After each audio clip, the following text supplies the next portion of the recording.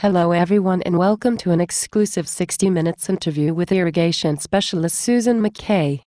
Well Susan, it is a great pleasure to have you here today. Thank you Sarah. Could you please list the past, present and future of irrigation for us, and also mention what some pros and cons are of irrigation in all stages please? Well, since we only have 3 minutes, I guess I had better get started.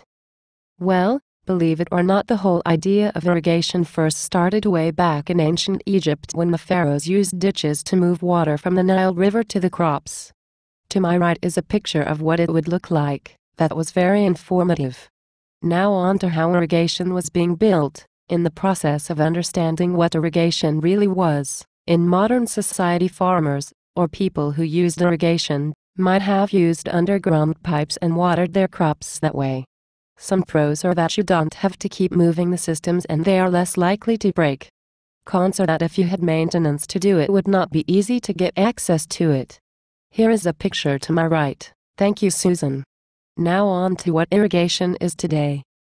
The large irrigation systems we have today, like the Hoover Dam, as you can see the picture, and Chester Lake, are much more consistent for irrigation because now we can store the water.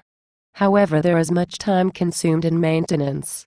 Some cons are that you would always have to have someone there have to do repairs and patch any leaks. Wow, that was a lot of information.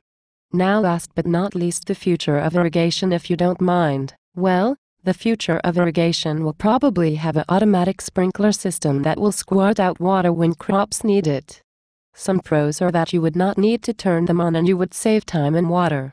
Some cons are that it would cost a lot to buy them and it would be more complex to repair.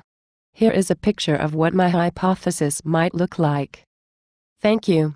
Well, that is the end of the interview. Thank you Susan, and have a great night everyone. This evening's program was produced and sponsored by Bryn Matthews.